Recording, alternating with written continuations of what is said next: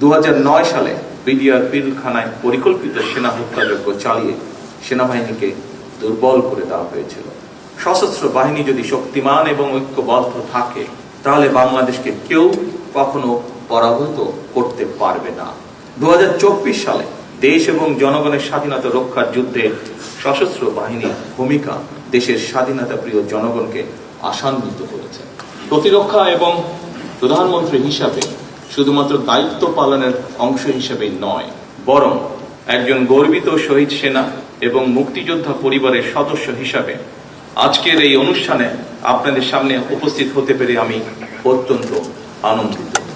আজকের এই ধরনের অনুষ্ঠান এবং এই প্রতিবেশ আমার কাছে নতুন নয়, বরং এই ধরনের অনুষ্ঠান দেখতে দেখতেই আমি বড় হয়ে উঠেছি।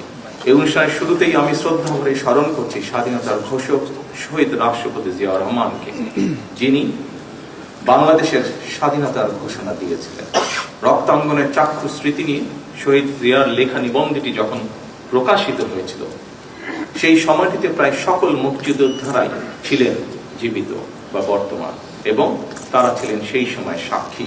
আমি মনে করি স্বাধীনতার ঘোষকের লেখা একটি জাতির জন্ম আমাদের স্বাধীনতা এবং মুক্তিযুদ্ধের ইতিহাসে এক অনন্য দলিল। আমি এই অনুষ্ঠানে আমাদের মহান মুক্তিযুদ্ধের বীর শহীদদের স্মরণ করছি, যাদের অসীম আত্মত্যাগে আমাদের স্বাধীন এবং সার্বভৌম আজকের এই বাংলাদেশ।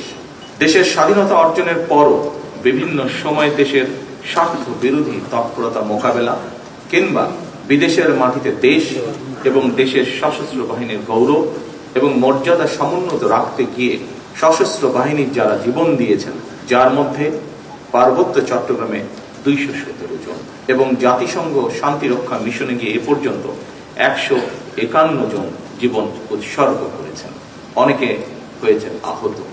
আমি তাদের আত্মদানকে কৃতজ্ঞতার সঙ্গে শ্রদ্ধা ভরে স্মরণ করছি। 1971 সালে দেশের স্বাধীনতা অর্জনের যুদ্ধ, 1975 সালে 7ই নভেম্বরের সিপাহী জনতার ঐতিহাসিক বিপ্লব, 90-এর স্বৈরাচার বিরোধী আন্দোলনে সশস্ত্র বাহিনীর ভূমিকা দেশের স্বাধীনতা প্রিয় জনগণের কাছে ছিল অনুপ্রেরণার উৎস। 2009 সালে বিডিআর পিলখানায় পরিকল্পিত সেনা হত্যাযজ্ঞ চালিয়ে সেনাবাহিনীকে দুর্বল করে দেওয়া হয়েছিল। 2024 সালে দেশ এবং জনগণের স্বাধীনতা রক্ষার যুদ্ধে সশস্ত্র বাহিনীর ভূমিকা দেশের স্বাধীনতা প্রিয় জনগণকে আশান্বিত করেছে। 2024 সালের 5ই আগস্ট পরবর্তী অস্থির সময় এবং দৃশ্যমান প্রশাসনিক অচলাবস্থাতেও সশস্ত্র বাহিনী অসাধারণ ভূমিকা পালন করেছে। বাংলাদেশের ধর্মীয় সামাজিক মূল্যবোধে উজ্জীবিত দেশের জাতীয়তাবাদী শক্তি এবং সশস্ত্র বাহিনী যদি শক্তিমান এবং ঐক্যবদ্ধ থাকে তাহলে বাংলাদেশকে কেউ কখনো পরাভূত করতে পারবে না।